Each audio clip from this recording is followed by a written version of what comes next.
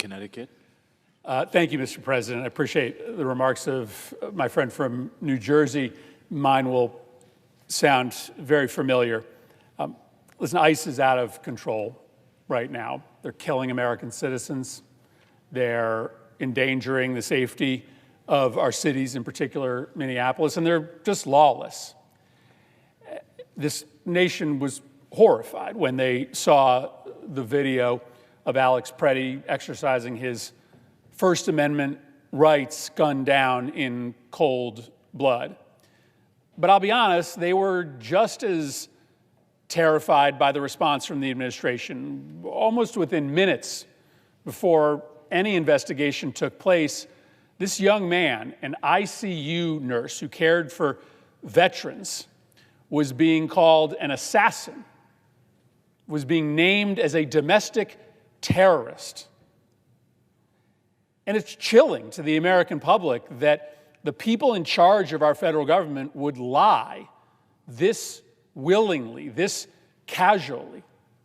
It's chilling that anyone who opposes this president or participates in organized protest is immediately labeled a terrorist. That's what happens in despotic totalitarian countries.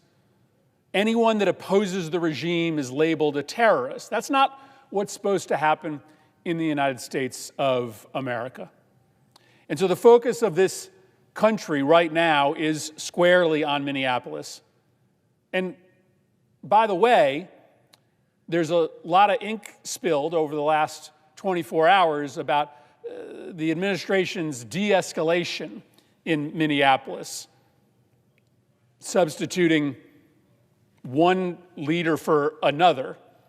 Tom Homan is not an avatar of reasonableness, listening and parsing the president's words as he tries to distance himself a little bit from the most outrageous things that people like Stephen Miller have said. But if you talk to our colleagues from Minnesota, they will tell you that nothing has changed. Today is just like yesterday. In a nursery school today, there's blinds down, recess canceled, signs on the door. All of our staff have been vetted by ICE. We have no one illegal here. Kids don't know what's going on as they are ushered in by escorts to their nursery school classroom. They are made to feel like prisoners inside. Why? Because there are masked, armed men hunting them. And not hunting people who snuck into the country, hunting people who are here legally. And I want you to understand that as much as we are watching Minneapolis, as much as we are feeling for those children locked in their nursery school classrooms today, fearing the bad men outside that are trying to take them away and send them to prison, it's not just Minneapolis. Last week, I went down to Texas to inspect two facilities, one of which is entitled the baby prison, the baby jail. It's where they put the 2-year-old kids. I didn't show up unannounced. I'm the ranking Democrat on the Appropriations Subcommittee that funds Homeland Security. We all have a constitutional right to do oversight, but I have the title. I have the responsibility. And I gave them a day-and-a-half notice, and I was still denied entry. Why? Because they're hiding something. 30 people have died in ICE custody and detention in the last year. So instead, I went to a courtroom in San Antonio, an immigration courtroom, and I sat in on proceedings for a half a day. And what I saw was just absolutely outrageous. It's not on cameras. The country's not watching it like they're watching Minneapolis, but it's just as inhumane and it's just as illegal. The people that show up to this courtroom in San Antonio are immigrants who are complying with the law. These are people who came to the United States, immediately applied for asylum. Many of them made an appointment through an official government website to show up and apply for asylum, and they have been showing up for all of their hearings and court appointments since. And so I would watch as these individuals or families walked in, went through their legal court proceedings, knowing outside that door were a half dozen civilian plainclothes ICE officers waiting to disappear them. That's what happens in San Antonio. The individual who's here legally shows up as part of their court process. They walk out the door and they are grabbed by ICE, put on a bus that's waiting outside, and they are never to be seen from again. They go to one of these detention facilities. They are basically not allowed to see a lawyer. Sometimes their family doesn't even know where they are, and they are very quickly sent out of the country, either to the nation that they came from, where they rightfully fear potential violence, or to third countries. Families are split up. While I was there, I was asked to accompany two young parents and their 2-year-old daughter out of the courtroom to see if maybe, because they were talking to a United States senator, ICE wouldn't take them. A 2-year-old. And the lawyer said, if you weren't here, one of two things was going to happen. That 2-year-old was going to end up in jail with their parents, or they were going to separate the parents from the child, separate at least the father from the child. That's inhumane. That is wrong.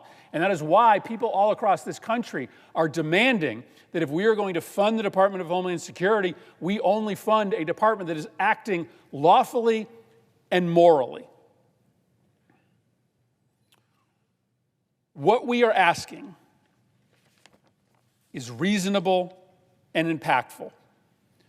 What we are saying is that these roving patrols in Minneapolis, the profiling of people just based upon their skin color or their accent, the show me your papers enforcement has to end. ICE and CBP are fundamentally not trained to do that kind of work, just roaming the streets, trying to find people who they believe to be in the country illegally. We need warrants. And in fact, that has been the practice until this administration. The practice up until now had been that you had to get a warrant in order to try to lock up somebody who you believe to be here illegally. And the roving patrols and the profiling. Second, no more secret police. This is the United States of America. This is the United States of America. We don't allow in this country masked, unidentified men to be wandering up to you on the street and ripping you into a car. We need masks off. We need body cameras on. And lastly, we need accountability. I mean, man, it looks like there was a crime committed. It looks like that was murder. But the only way you will know is if you have an impartial investigation and potentially prosecution. And that always happens at the state level. It can't be some whitewashed secret process inside the Department of Homeland Security. No, our justice in the United States of America happens in public. It does not happen in private. We aren't Russia. We aren't Saudi Arabia. Justice is administered in a court of law through a process that people can see. And that should apply to you whether you are an ICE officer or whether you are just a citizen of Minneapolis. So think about what we're talking about here. Really reasonable things that frankly should unite Republicans and Democrats. I have a much longer list of reforms that I want.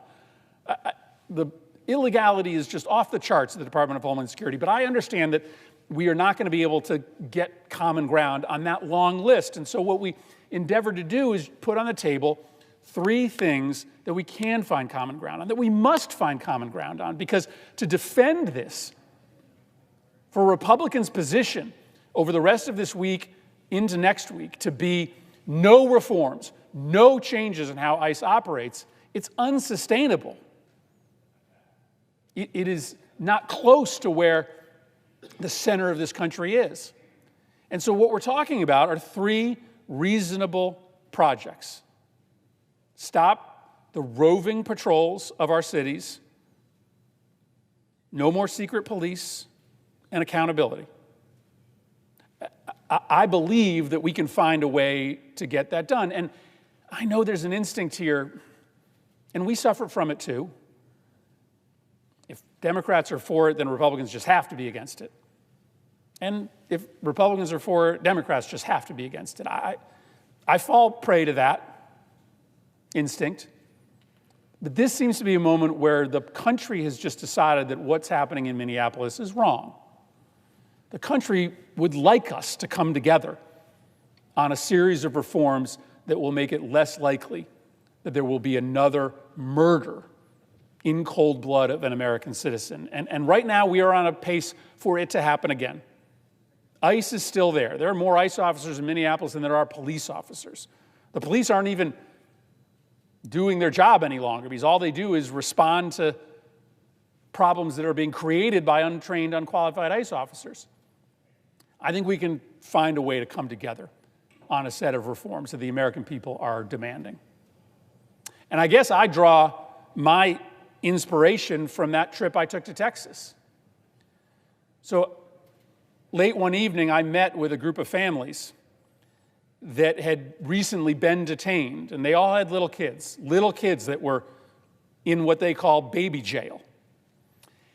And I met with two boys, elementary school-age boys, about 8 years old and 10 years old, that had been locked up for 6 weeks. 6 weeks these little kids have been locked up for nothing.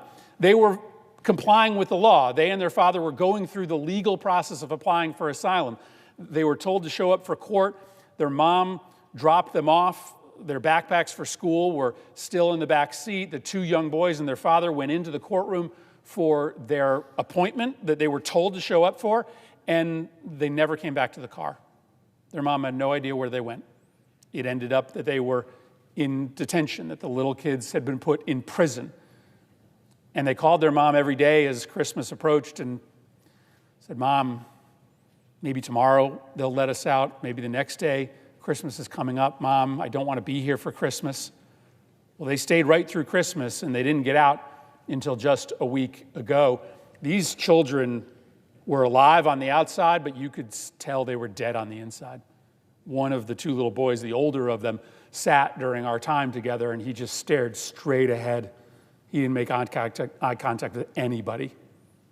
His brain, you could tell, had been poisoned by the inhumanity that had been visited upon him by a policy that makes no sense other than for the purpose of torturing these kids. This is the United States of America. We shouldn't stand for that. You can enforce the laws of this nation without putting kids through that kind of hell. Without the kids of Minneapolis today languishing in nursery schools with the doors locked, with no recess, with the shades down. We were sitting around a round table, and on the other side from the two dead-eyed children who had just left 6 weeks detention was another child. He looked about 10 to me. The two boys who were in detention told their mother in all those phone calls that maybe their greatest worry was that their friends were going to forget about them. "Mom, I've been here for a week. Mom, I've been here for 2 weeks. Mom, I've been here for 6 weeks. What if I go back to school and none of my friends remember who I am?" This is what goes through the brain of an 8-year-old who's been in jail for nothing, for 6 weeks. But you know what happened? Their friends didn't forget about them. That other little boy sitting on the other side of the round table, 10 years old, he was one of their friends. And he noticed that his two friends were missing day after day after day. And he remembered that they were in immigration proceedings. And so this 10-year-old boy went to his teacher and his mom and said, "I think something is wrong. I think my friends might have been taken." And the teacher and the mother reached out to a local legal aid agency, and that legal aid agency tracked down the boy and the father. And eventually, the boy and the two boys and the father were let out. That 10-year-old boy, their friend, had compassion. He believed in right versus wrong. But he also believed that he wasn't powerless. He believed that he could do something to help find his missing friends. For him, that was alerting adults because he knew that maybe they would help. And I'm sure he was nervous about speaking up, about going to talk to his teacher. because doing the right thing often comes with risks. But to him, doing the right thing was worth the risk. To him, he knew he wasn't powerless in the face of the immorality that he feared had happened to his friends. And I just tell you that story because it's a lesson for us. It's a lesson for us to not feel powerless, for Democrats to stand up for what we believe in, to not settle for less than a Department of Homeland Security that complies with the law, and a lesson for Republicans who I know fear retribution by this president when they stand up for what they believe is right rather than what Donald Trump says is right. We aren't powerless on the Democratic side, and you aren't powerless on the Republican side. We can find a way to come together and protect our citizens from an agency that is operating outside the bounds of the law and outside the bounds of morality. I yield the floor.